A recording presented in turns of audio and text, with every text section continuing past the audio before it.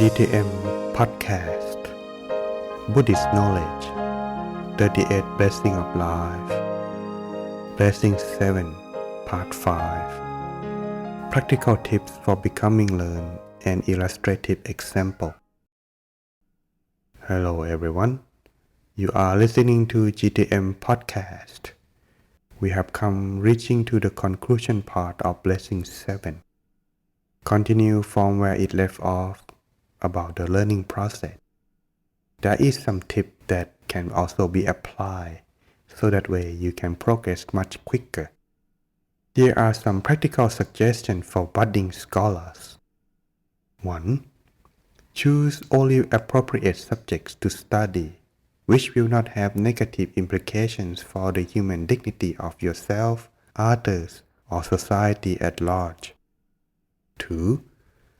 Dedicate yourself studying your chosen subject to the utmost of your ability. 3. Always be enthusiastic to learn new things. 4. Study spiritual knowledge hand in hand with worldly knowledge. 5. Remember what you have learned so that it is always at your immediate disposal. So that is some tip that you can apply once you learn or have a chance to learn from someone who is worthy of become your teacher. Now, to help you improve understanding better, let's talk about the illustrative example for this blessing. Example number 1. Metaphor: lamp lighting the path for a long journey ahead. Just as illumination is necessary to light the path ahead on a long journey, artfulness in knowledge is the pioneering virtue leading to the prosperity in life. Example number 2. Buddha advised a Brahmin to pay respect to Ananda. There was once a Brahmin who sought the advice of the Buddha. He said that it was obvious how one could pay respect to the Buddha and the Sangha or the monastic community, because they were already a sort of personality. However, the Brahmin didn't know how to pay respect to the Dhamma, which seemed more abstract. The Buddha replied that if you want to pay respect to the Dhamma, you should pay respect to those who are learned in the Dhamma. The Brahmin asked around to find which of the monks was the most learned, and everyone agreed that Ananda was the most learned because more than any other monk, he had learned the teaching of the Lord Buddha. Thus, the Brahmin went to pay respect to Ananda above the other monks, many of whom had more advanced spiritual attainments. Example number 3. The story of Mahasuttasoma or Mahasuttasoma Jataka. This story has been done in the series of Buddha stories, Bodhisattva. But well, since we mention it, let's take a short look. There was a certain Buddha who, while pursuing perfections as the Bodhisattva, was born as a king called Mahasuttasoma. The king was so keen to learn new teachings of the Dhamma that he would invite anyone who had knowledge of the Dhamma to come and teach him in the palace. On one occasion, Mahasuttasoma was captured by a bandit called Bodhisattva. The bandit was going to put him to death. On just the day the bandit was going to collect him, it was also the day when he had made an appointment with the knowledgeable Brahmin Nanda to teach some teaching left over from the Kassapa Buddha. In that day and age, there were no living teachings to be followed anymore. There were no monks left anymore. Later, even if the king offered the price of a heap of gold as tall as the person to give the teaching, there would still be no one who had any teaching to give the king. Even if the king offered the price of a heap of diamonds as tall as an elephant, still, nobody could be found to give a teaching to the teacher. However, in the time of King Mahasuttasoma, The decay of Buddhism was not so much that there were no teaching left anymore.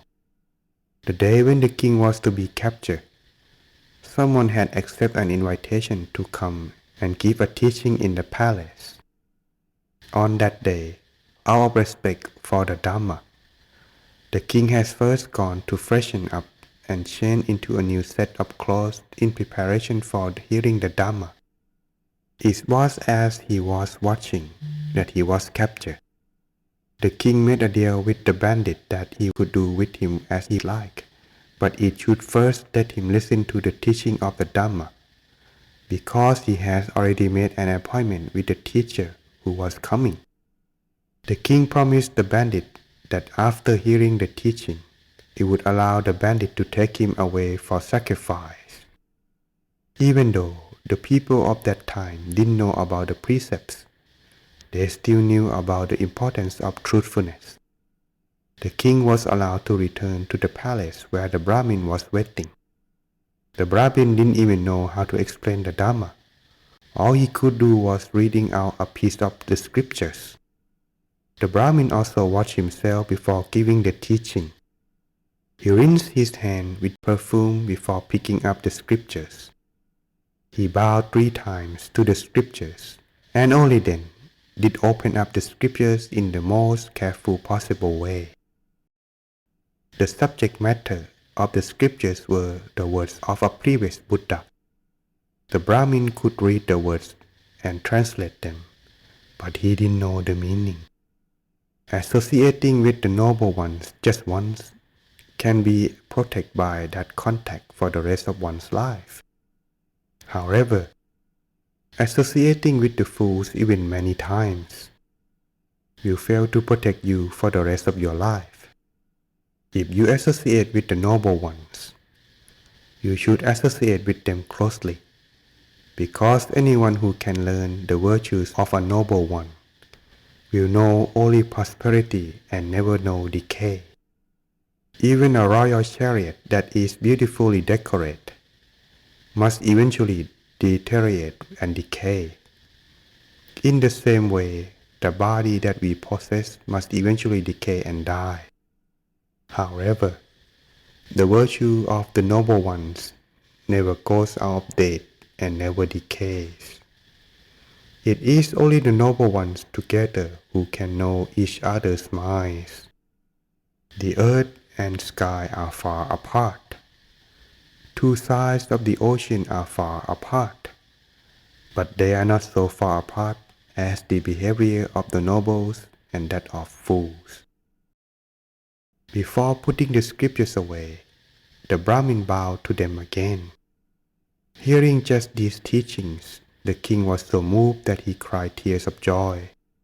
The king asked the Brahmin, "Usually, when you read this scripture to other kings, how much do they give you?" The Brahmin replied, "They give me 100 for each verse."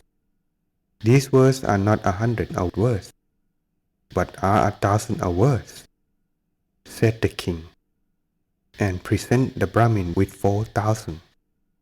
The king remembered the appointment he had made with the bandit and thought to himself, "If I were to break my promise, it would only make my mind dull and guilty, and I would certainly have an unfortunate afterlife destination. Better that I go to my death with that bandit while my mind is still radiant from having heard the Dhamma." The king gave himself up to the bandit. The bandit was surprised that the king didn't show any sign of fearing death. He asked the king why he had no fear of death. When the king told him the Dhamma he had learned, the bandit was so impressed that he asked to take refuge in the king as his teacher and had no more thought about sacrificing him. Example number 4. The story of Potila, the blank scripture monk. In the time of the Buddha, there was an elder monk who was so learned in the Dhamma teachings that he had many disciples of his own.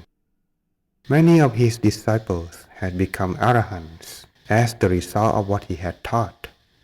But he, himself, had not achieved anything. He had heard a lot of teachings, but he had never shown any interest in practicing for himself all the theory that he had taught. All he had was knowledge. He had no attainments. Out of compassion, the Buddha wanted the elder monk to realize that he must practice for himself, so he always called the elder by the name blank scripture. If the elder came to see the Buddha, the only thing the Buddha would say to him was, blank scripture.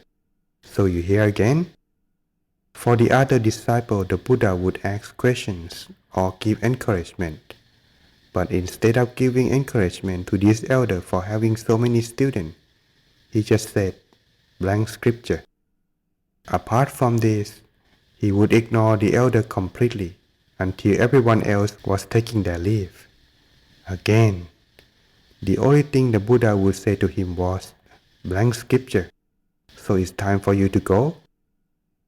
One day, the elder saw through his feeling of being slighted by the Buddha and thought to himself, what the Buddha said is so really true.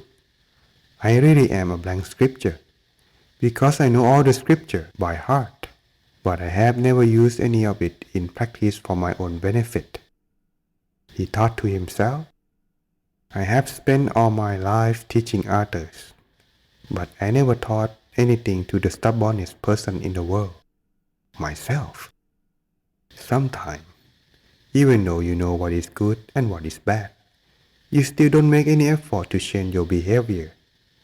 When the alarm clock rings in the morning, instead of getting up, you switch it off and go back to sleep. This is the reason why it is necessary to teach yourself regularly. Thus, the blank scripture elder went to the most senior Arahant he knew and asked for his help in teaching the practice of Buddhism. The Arahant knew what was in the mind of the elder and knew if he made a life too easy for him, he would never give up the arrogance he needed to shed in order to learn anything. Thus, the Arahant did not agree to teach him, but sent him to a more junior Arahant, saying, that monk is still young and healthy. He will have the strength to teach you what you want to know.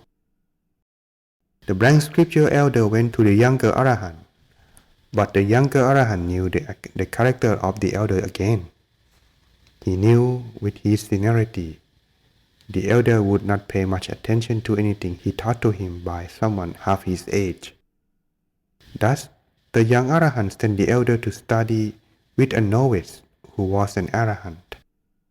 The elder was tempted to give up his search for knowledge because of the humiliation of having to be taught by a young novice.